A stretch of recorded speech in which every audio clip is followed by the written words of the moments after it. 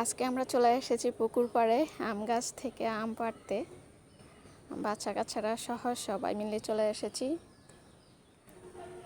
আম পাড়তে আসলে খুবই মজা লাগে এবং আম কুড়াতে দুটোই। এই যে দেখুন, আমার ভাতিজা এবং ভাতিজি দুজনেই পুকুর পাড়ে নেমে গিয়েছে আম কুড়াতে। তারা ভীষণ খুশি। আমের সাইজ মাশাআল্লাহ, দুজনে আম কুড়াতে ব্যস্ত আছে।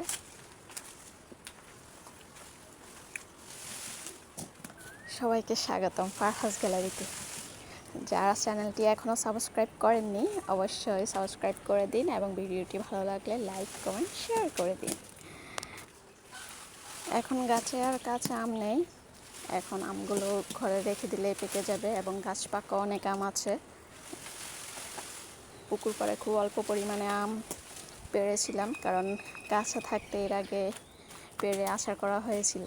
তো এখন আমরা ঘরের সামনে উঠানে একটা গাছ আছে, এখানে আম পাড়তে এসেছি।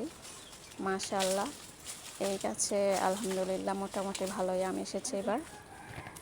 তা আম পাড়তে এবং আম কুড়াতে দুটোই কিন্তু বেশ ভালো লাগে, আসলে খুব আনন্দ লাগে। ছোটোবেলায় যে আনন্দটা ছিল সে আনন্দটা মনে হলো যে আবার ফিরে পেলাম। আমগুলো একদম পেকে গেছে, গাছ পাকা অনেকগুলো আম একদম ভেতরে হলুদ হয়ে গেছে। গাছ পাকা এই আমগুলো কিন্তু খেতে বেশ মিষ্টি হয়, বেশ মজার। এই যে ছাদের পাশে দেখতে মাশাআল্লাহ খুব সুন্দর লাগে, অনেক আম পড়েছে। আম্মু, ভাবি, আমি, বাচ্চারা সবাই মিলে আমগুলো কুড়িয়ে নিচ্ছি। ওই যে পাকা পাকা একদম হলুদ হয়ে গেছে গাছে, এই আমগুলো বেশ মিষ্টি হবে।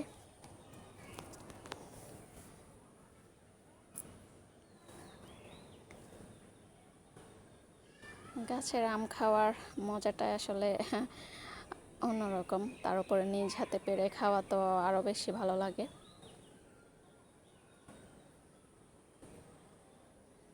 আম খুবই পুষ্টিকর একটা ফল, ভিটামিনে ভরপুর একদম। আমার অনেক অনেক বেশি পছন্দের ফল হচ্ছে আম।